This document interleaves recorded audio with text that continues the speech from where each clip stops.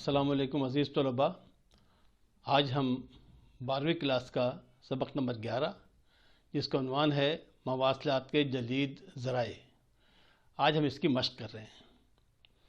تو چلیں ہم چلتے ہیں اسکرین کی جانب تاکہ اسکرین پہ جا کے میں آپ کو اس تمام سوالات کے جوابات لکھا سکوں۔ تو چلتے ہیں اسکرین کی جانب۔ تو عزیز طلباء، ہم اسکرین پہ آ گئے ہیں اور آج ہم 12ویں کلاس کا سبق نمبر 11 جس کا عنوان تھا مواصلات کے جدید ذرائع، تو آج ہم اس کی مشق کر رہے ہیں۔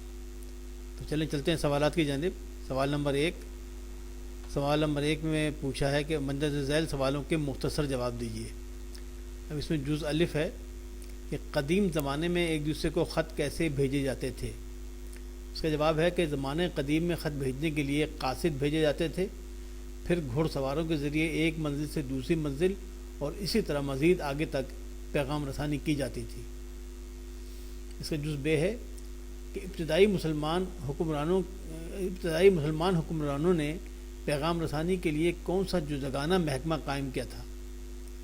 تو اس کا جواب ہے کہ ابتدائی مسلمان حکمرانوں نے پیغام رسانی کے لیے دیوان البرید یعنی محکمہ ڈاک قائم کیا تھا۔ اس کا جز ج ہے کہ کبوتروں سے پیغام رسانی کا کام کیسے لیا جاتا تھا۔ مسلمان حکمرانوں کو اس ضمن میں کیا سبقت حاصل ہے۔ اس کا جواب ہے کہ پیغام رسانی کے لیے تربیت یافتہ کبوتروں کی گردن یا بازو میں خط باندھ دیا جاتا تھا جو اسے منزل مقصود تک پہنچا دیتے تھے۔ تاریخ بتاتی ہے کہ مسلمان حکمرانوں نے اس طریقے کو پورے بلاد اسلامی شام، عراق، مصر اور ایران میں پھیلا دیا۔ بعد میں یورپ میں بھی یہ طریقہ استعمال ہونے لگا۔ جز دال ہے اس کا کہ ریڈیو کی ایجاد میں مارکونی نے کیا کارنامہ سر انجام دیا۔ تو اس کا جواب ہے کہ 1895 میں مارکونی نے کامیابی حاصل کی، مگر اس کی مورس کوڈ یعنی کھٹ کھٹ کھڑ کھڑ کی آواز صرف چند گز تک جا سکتی تھی۔ پھر مارکونی نے اس کے ٹرانسمیٹر میں تار لگایا تو آواز 150 میل تک پہنچا دی۔ یہ تھا کارنامہ اس کا۔ اسی سوال کا جز ہے وائرلیس کی ایجاد کس اصول کے تحت ہوئی۔ تو اس کا جواب ہے کہ وائرلیس کے لیے انگریزی حروف اے سے زیڈ تک صوتی اشارے اشاروں کہتے ہیں مورس کوڈ۔ اے سے زیڈ تک صوتی اشارے جو مورس کوڈ کھٹ کھٹ کھڑ کھڑ اور ٹک ٹک پر منحصر تھے، ایک مشینی آلے سے صوتی لہروں کی صورت میں ٹرانسمٹ کی جاتی تھی جو اسی قسم کے دوسرے مشینی آلے پر موصول ہو جاتی تھی اور اس طرح پیغام پہنچ جاتا تھا۔ اس کا جز واو ہے کہ وائرلیس کا استعمال پہل کن لوگوں نے کیا۔ اس کا جواب ہے کہ وائرلیس کا استعمال پہل بحری جہازوں کے عملے نے کسی خطرے کی صورت میں مدد یعنی ہیلپ کے لیے استعمال کیا۔ وہ اس ہیلپ کو وہ جو مورس کوڈ ہے ٹھک ٹھک اور کھٹ کھٹ، اس کے ذریعے وہ پیغام دیتے تھے۔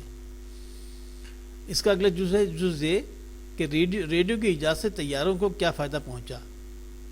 اس کا جواب ہے کہ طیارے اپنی منزل کی سمت میں ریڈیائی لہریں پیدا کرتے ہیں، اس سے اس کی آخری منزل تک ایک ریڈیائی سڑک بن جاتی ہے جو اس کی منزل تک پہنچنے میں مددگار ہوتی ہے۔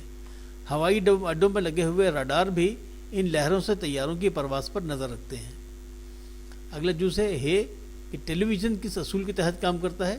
جواب اس کا یہ ہے کہ ٹیلی ویژن بھی ریڈیو کے اصول پر کام کرتا ہے، لیکن اس میں آواز کے ساتھ ساتھ تصویر بھی ریڈیائی لہروں کے ذریعے ٹیلی ویژن اسٹیشن سے فضا میں بکھیری جاتی ہے، جسے گھروں میں رکھے ہوئے ٹیلی ویژن سیٹ پر حاصل کر کے دیکھا اور سنا جاتا ہے۔ اگلا جز ہے توئے کہ ٹیلی ویژن کے کیمرہ مووی کیمرے سے کس لحاظ سے مختلف ہوتا ہے۔ تو جناب اس کا جواب یہ ہے کہ مووی کیمرہ آواز اور تصویر ریکارڈ کرتا ہے، جبکہ ٹیلی ویژن کیمرہ ریکارڈ کرنے کے بجائے آواز اور تصویر کو ریڈیائی لہروں کی شکل میں ایک طاقتور ٹرانسمیٹر کے ذریعے فضا میں نشر کر دیتا ہے، جسے گھر میں رکھے ہوئے ٹیلی ویژن سیٹ اپنے ریسیور کے ذریعے حاصل کر کے اپنی اسکرین پر دکھا دیتے ہیں۔ اس میں جز یہ ہے چھوٹی ہے کہ ٹیلی فون کو ریڈیو اور ٹیلی ویژن پر کس لحاظ سے سبقت حاصل ہے۔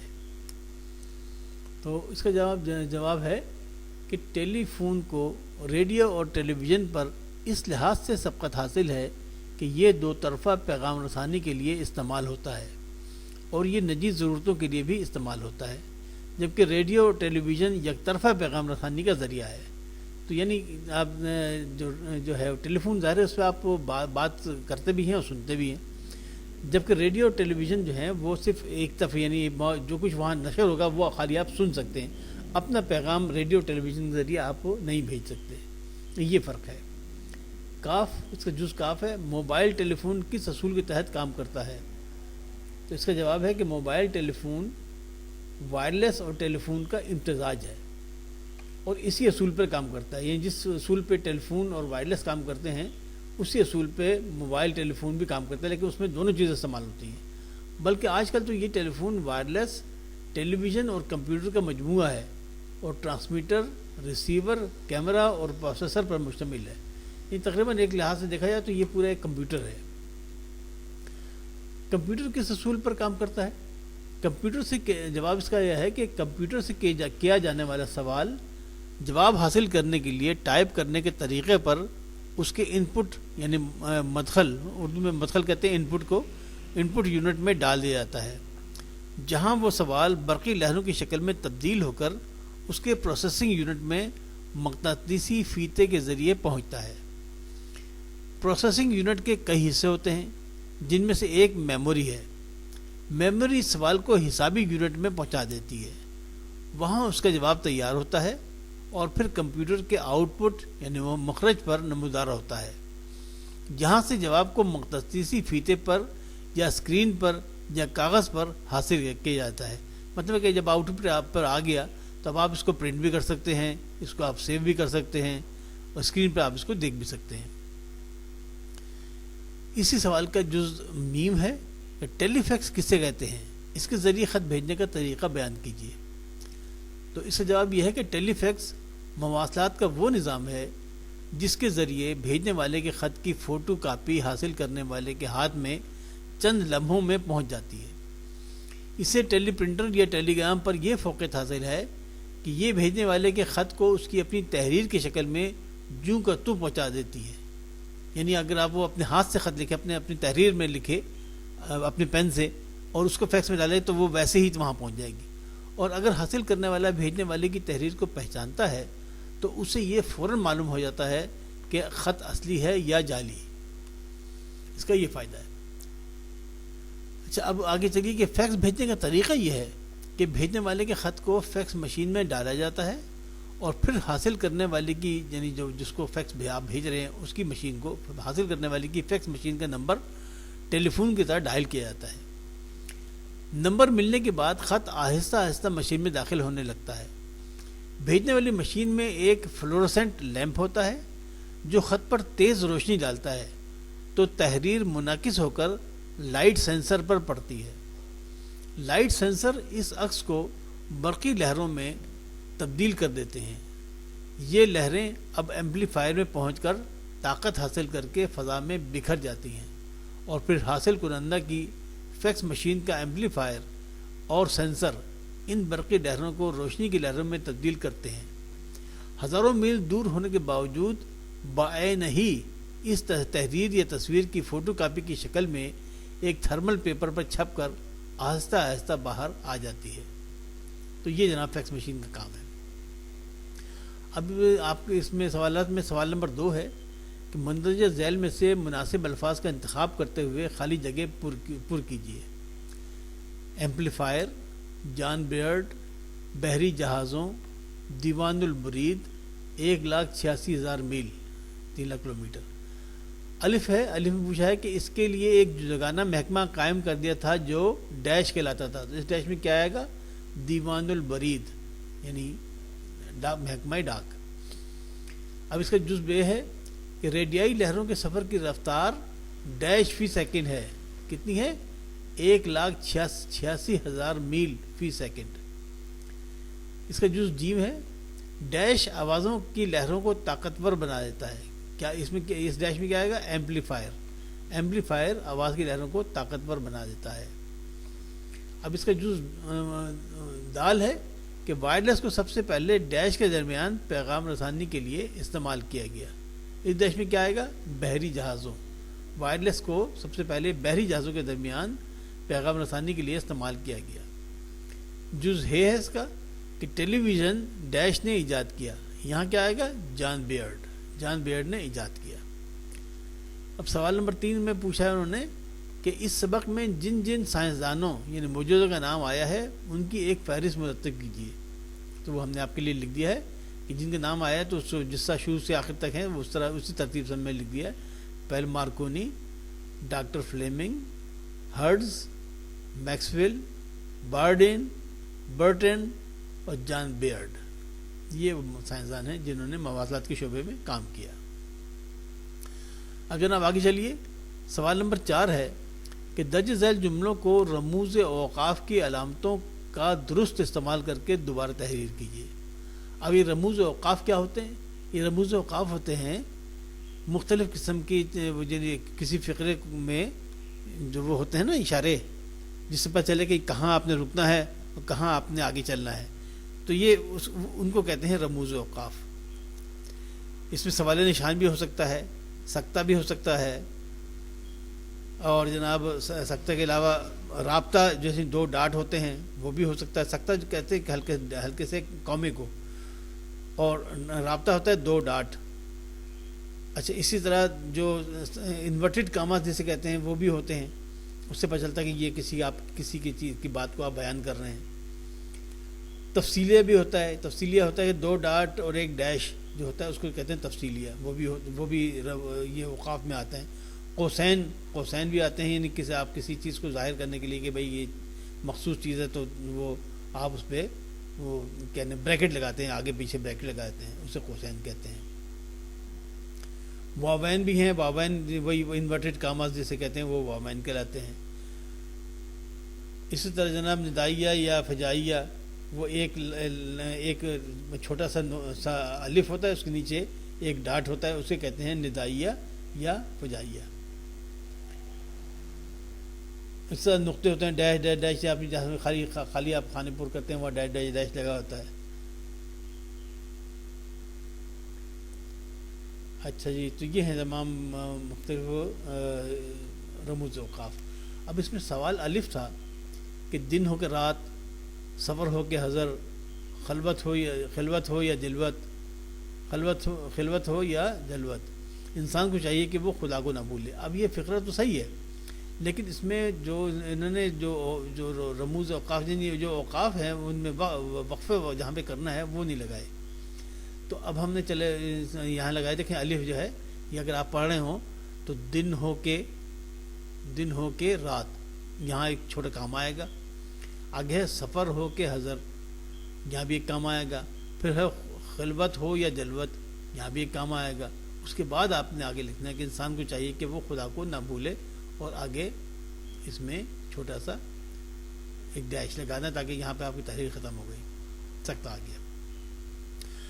اب بے ہے. بے میں انہوں نے لکھا ہے کہ قائد اعظم کا فرمان یقین محکم، اتحاد اور تنظیم ہمارے لیے آج بھی مشعل راہ ہے. فکرہ صحیح ہے، لیکن اس میں وہی کہ انہوں نے جو اوقاف کا استعمال نہیں کیا تو ہم کرتے ہیں اس کو. بے میں جیسا آپ دیکھیے کہ قائد اعظم کا فرمان، اس کے آگے آپ نے 2 نقطے لگا دیے، اور فرمان کیا تھا اس میں انورٹڈ کاماز میں لکھ دیا کہ یقین محکم، چھوٹا سا وہ یعنی کوما، اتحاد، اسے کہتے ہیں سکتہ. یہ سکتہ آپ نے دیا یہاں پر، اتحاد اور تنظیم. چونکہ یہاں اور لکھا ہے تو اس لیے یہاں پر سکتے کی ضرورت نہیں ہے. یہ اور کا جو ہے لفظ ہے یہ اس کو مکمل کر دیتا ہے. اور پھر آپ نے انورٹڈ کامہ لگا دیا، قوسین جسے آپ واوین کہتے ہیں، واوین کے درمیان آپ نے یہ لکھ دیا. اور اس کے آگے لکھا ہمارے لیے آج بھی مشعل راہ ہے. یعنی خادم کا فرمان کیا تھا؟ یقین محکم، اتحاد و تنظیم. یہ جب ہم نے واوین لگا دیے تو یہ اب پتہ چلا کہ یہ جو ہے یہ فرمان یہ ہے قائد اعظم کا، اور ہمارے لیے آج بھی مشعل راہ ہے. اور پھر آپ نے ایک سکتہ لگا کے اس کو ختم کر دیا. اب جیم تھا اس کا. جیم میں باپ نے بیٹے کو نصیحت کرتے ہوئے کہا بیٹا محنت کرو، محنت کا پھل ضرور ملے گا. ٹھیک ہے فقرہ، لیکن اس میں وہی کہ اوقاف کا استعمال نہیں ہوا تو ہم نے اس کا استعمال کیا ہے. یہاں دیکھیے، باپ نے بیٹے کو نصیحت کرتے ہوئے کہا. کیا کہا؟ یہاں پہ ہم نے یہ 2 نقطے لگا دیے. ندائیہ ہو گیا، کیا ندائیہ ہے نا، کیونکہ وہ باپ بیٹے کو کیا کہہ رہا ہے، تو ایک ندا ہے. اب اس کو ہم نے جو اس کی باپ کی جو بیان کردہ بات ہے اس کو ہم نے واوین میں لکھ دیا. یہ ایک واو یہاں پہ دو انورٹڈ کامہ یہاں شروع میں اور آخر میں، ان کو کہتے ہیں واوین. اب اس میں کیا تھا، بیٹا محنت کرو. اب محنت کرو کے بعد ہم نے ایک سکتہ دیا تاکہ بات کا مطلب پتہ چلے نا. بیٹا محنت کرو تو ایک سکتہ آ گیا، محنت کا پھل ضرور ملے گا. اب یہ بات پوری ہو گئی، بیٹا محنت کرو محنت کا پھل ضرور ملے گا. اب یہ بات مکمل ہو گئی اور ہم نے آخر میں ایک چھوٹا سا ڈیش لگا کے بات ختم کر دی. تو جناب یہ آج آپ کا سبق یہاں پر ختم ہوتا ہے. عزیز طلباء، آج آپ کا یہ سبق یہاں ختم ہوتا ہے. یہ 12ویں کلاس کا سبق نمبر 11 تھا، یعنی انٹر کا سبق نمبر 12، اور سائنسی مضمون تھا اور بڑی معلومات تھیں اس میں. آپ نے اگر توجہ سے سنا ہو تو اس میں بہت سی ایسی معلومات ہیں جو شاید آپ کو پہلے معلوم نہ ہوں.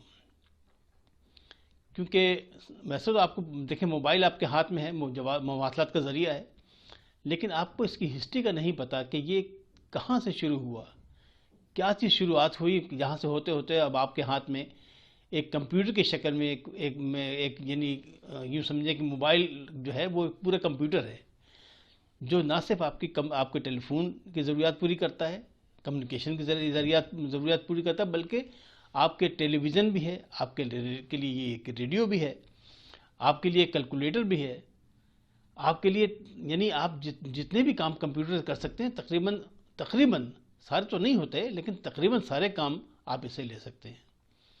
تو اتنا یعنی کمیونیکیشن جو ہے، جو مواصلات جسے کہتے ہیں، اس کو وہ جس طریقے سے ترقی کر رہی ہے اور انفارمیشن ٹیکنالوجی جس رفتار سے آگے بڑھ رہی ہے، اس میں آپ کو حیرت انگیز چیزیں دیکھنے کو ملیں گی آئندہ. تو بات یہ ہے کہ آپ کو اپنی رفتار جو ہے وہ اس کے برابر رکھنی ہے.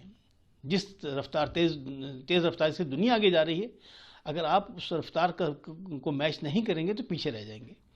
یہی کچھ ہمارے ساتھ ہمیشہ ہوتا رہا ہے. ہماری جو پرانی نسلیں تھیں، جس زمانے میں مسلمان دنیا میں عروج پہ تھے، اس زمانے میں مسلمان ہر چیز میں آگے تھے، سائنس میں، ریاضی میں، یعنی دنیا کے باقی علوم میں، طب میں بڑے بڑے کارنامے انجام دیے مسلمان محققین نے اور مسلمان سائنسدانوں نے. لیکن جب انہوں نے تحقیق چھوڑ دی اور بس صرف مطلب ہے کہ سمجھ لیں کہ ہم نے بہت کچھ حاصل کر لیا، تو دوسری قومیں پھر آگے بڑھ گئی. انہوں نے تحقیق کی، اور ظاہر ہے کہ اللہ کا نظام یہ ہے کہ جو جس فیلڈ میں جو کوشش کرتا ہے اللہ تعالیٰ اسی کو کامیابی دیتا ہے. جب مسلمان ترقی کر رہے تھے، مسلمان تعلیم میں آگے تھے، سب سے آگے تھے. جب مسلمان تعلیم میں پیچھے رہ گئے تو آج دیکھ لیں کس حال میں ہے کہ ہمیں ہر چیز کے لیے ہم یورپ کے اور دوسروں کو محتاج ہیں. تو اس لیے جو بھی ترقی ہے اس میں آپ نے دنیا کی رفتار کا مقابلہ کرنا ہے. اگر دنیا کی رفتار کا آپ مقابلہ کر لیں گے، ان کے برابر آ جائیں گے، تو یقیناً ہمارا ملک بھی دنیا کے دوسرے ترقی یافتہ ملکوں کی طرح عظیم ملک بن سکتا ہے. تو آئندہ سبق تک کے لیے آپ سے اجازت چاہتا ہوں.